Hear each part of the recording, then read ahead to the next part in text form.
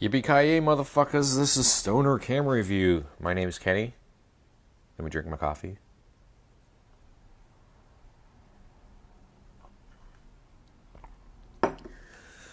So, it's 1st of October. Legalization happens in 17 days. I'd like to, I wonder if there's a chance to kind of get some 420 meetup groups where it's photo friendly, photo stuff, pot friendly photo stuff. I'm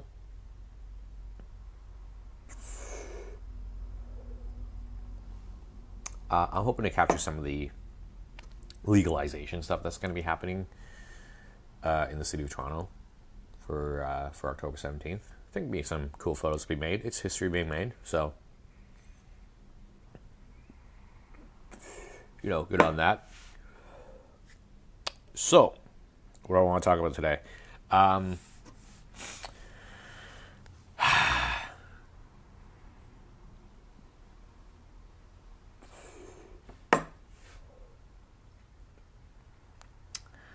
I want to talk about light meters. And it's pretty boring. People don't have these anymore, and they don't care much for them. You go to the vintage camera show, you can buy one of these for, well, I bought this yesterday, $20. And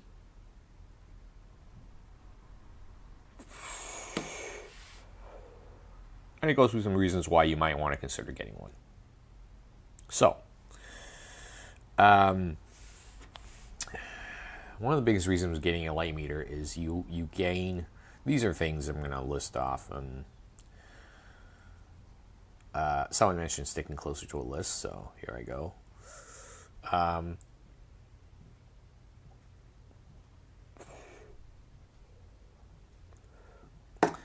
I don't buy it when people say shit like, "Oh, you can judge an exposure looking at the histogram." I'm like, no, you can't. Just shut up about that. The thing you gain from light meters, you gain consistency in exposure. This was very important back in the film days when, film came with a limited number of ISOs. Can't just be like, oh shit, there's too low light, I'll just bump it to 3200 ISO. Nah. Back in the film days, a lot of people use light meters. And the reason you should is consistency of exposures. There's, and I'll go into shooting manual on another day, but, people that want to shoot aperture, priority, or any of the modes, they can shoot the same scene in a matter of 3 shots over a split second. The exposure changes, and then you're looking at it in Lightroom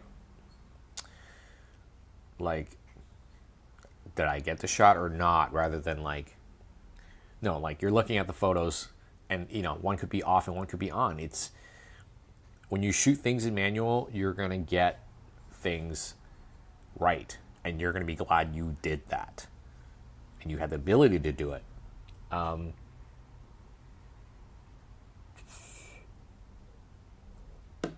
Here's the thing. Let's move on.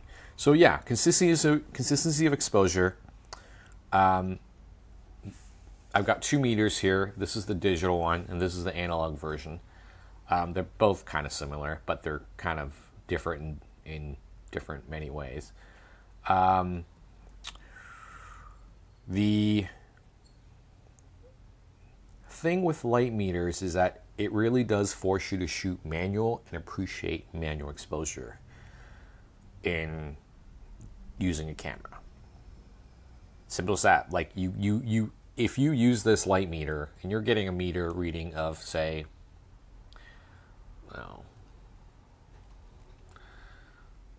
f2 at 30, right? You got to go to your camera and say, shoot at f2 at 30. It really does force you to shoot in a manual mode, which is, I think, not a bad thing. I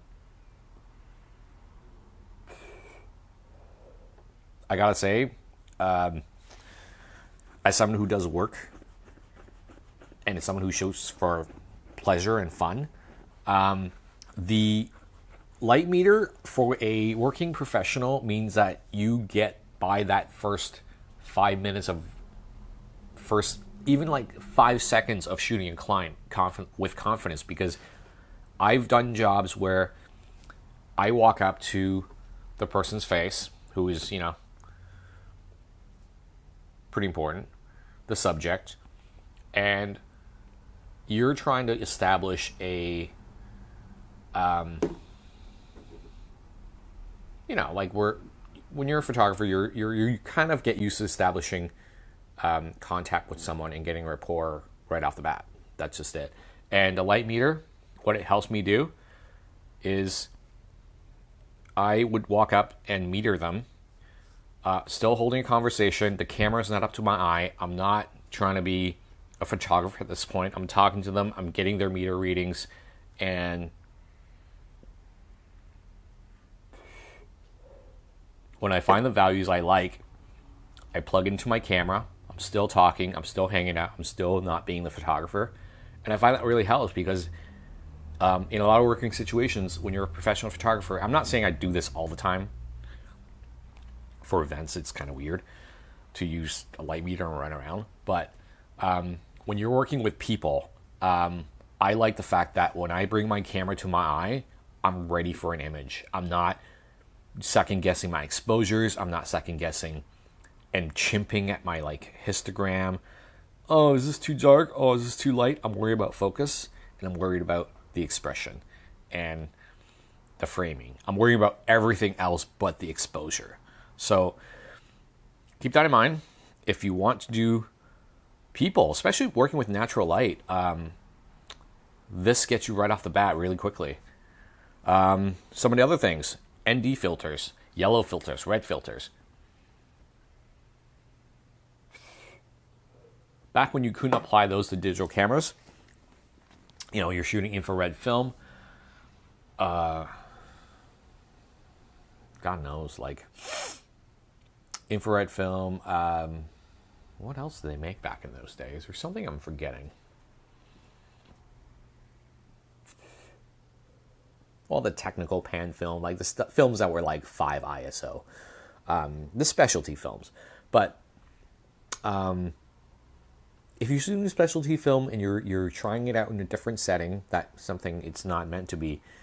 That it's not meant to be shot with. For example, if you're shooting infrared and you're in a studio shooting strobes, like portraits, or easy example would be if you have high speed 3200 ISO and you want to put filters on your lens, you have to physically put a filter on your lens, and that throws off your metering in ways. And I say infrared because the metering sometimes does not affect the way the image turns out, especially with infrared photography, infrared films, things like that. But you can plug the value into this. So this is a Sekonic L358. See if it lights up. There you go. You can plug the exposure values in. I'm actually trying to do this, so this is a little different when you're high.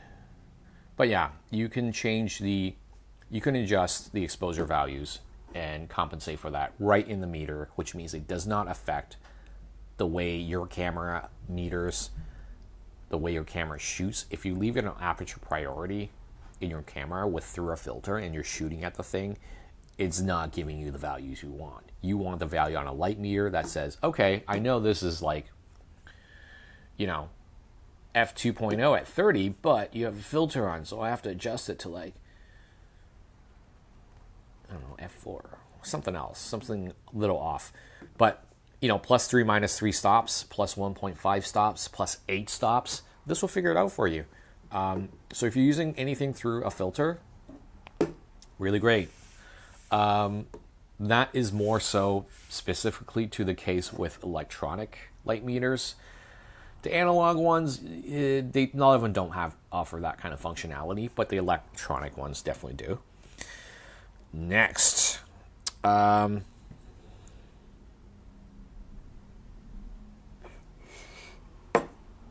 you might want a light meter if you are doing a lot of landscape photography. You're chasing light, and it's 6:30 at night. I don't know. You really got to take a dump. You got to go to the bathroom. you gotta eat, huff down a McCheeseburger because you're hungry. I don't know. Anyways, for whatever reason, everyone's got shit to do. And you're still out doing photography, like maybe you have a tripod set up. This is a good way when you're outside. You can go about your daily activities, take out your light meter, within that golden hour, kind of like chasing the light kind of deal. You know when you can still work. And the light meter gives you that reading right there. You don't have to take your camera out. You don't have to do stuff.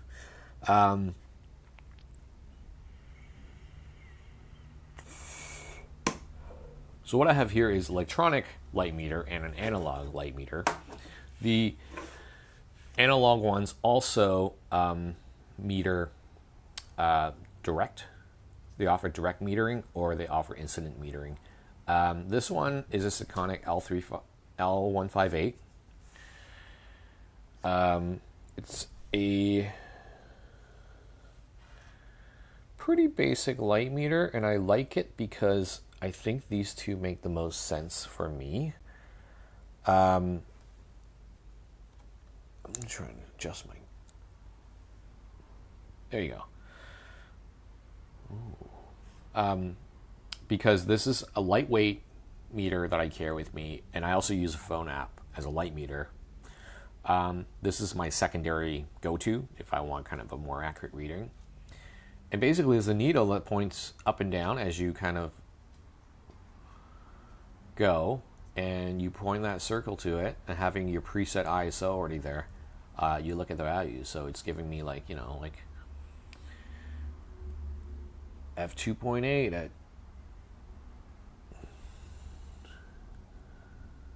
250. Well, the ceiling is pretty bright. Yes. Okay. Anyways, so the thing is. The thing is that the analog can get you by in most situations, especially if you use outdoors and you don't shoot in a studio. But if you do shoot in the studio, electronic flash meter will meter flash. It will meter the amount of ambient light you have in proportion to flash light. You can set ratios.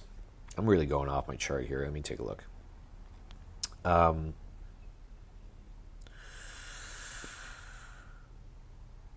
Oh, yeah, well, specifically, you can set ratios and you can replicate lid scenes. You are able to go to a studio, go to a space, set up lights. If you get the shot you like, write down the notes, get the values in, but you can take your whole gear set, I don't know, swap a few lights, go back to the same scene, and replicate that lighting. It is possible because of ratios and measuring light.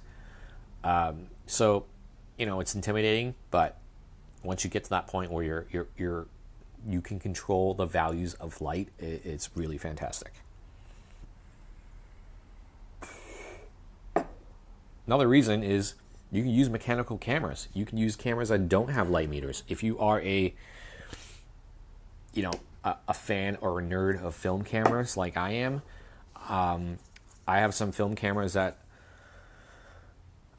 old mechanical film cameras, Canon FTB, the batteries just don't work anymore. But the shutter still works fine. The mechanism is all good. I can still use it. Just get the values from here, plug into my camera, And it also helps you guess light. That's one of the things with light meters. If you are constantly kind of using it, you can guess light, and you can kind of just pull it out and check if you're right, which is kind of cool. Yeah, so you can use any kind of mechanical camera.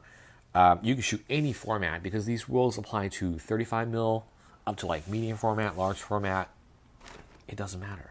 It doesn't matter the format you shoot in. So it's much easier just to learn learn how to measure light. I think that's it. There's not much to talk about.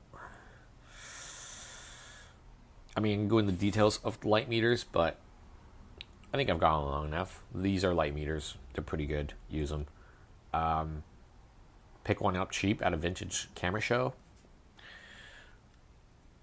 These ones are, the analog ones are selenium cell meters, which means they require no batteries. Whereas these ones take like CR123 batteries, and they're quite expensive. But, you know, I generally don't carry my big light meter. I carry something like this, or if I don't have anything like this, I'll use my phone.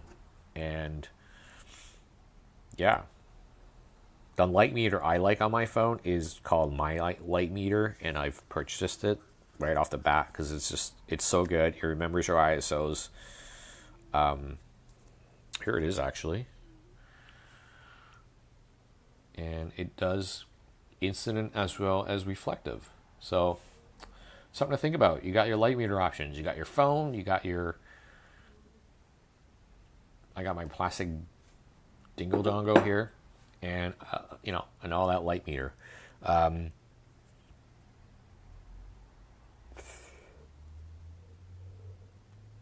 Some of the things, surprisingly, people don't realize is that, well, I don't know if this is like a tip, but Ansel Adams' book, The Print, I think it's like out of 3 episodes, 3 volumes, or series of books that he wrote or co-wrote. I don't know if he actually wrote the thing. I don't know. Is he a writer? I don't know. Well, the writer of pen and paper? I don't know. But The Print is the book. Goes into a lot of things like exposures, and printing from an analog print is also all about exposures, because you're enlarging light onto a surface, the easel. But what was I getting at? That book, if you ever are just kind of like contemplating light, you want to know how it works, you want to know how exposures work. It's got some great photos in there. It's got some great samples, and it kind of walks you through making prints. And I realized how much I learned just from reading that book about understanding how light works. Yeah, it's weird, but give it a shot, and I hope you make some good exposures. See you later. Bye.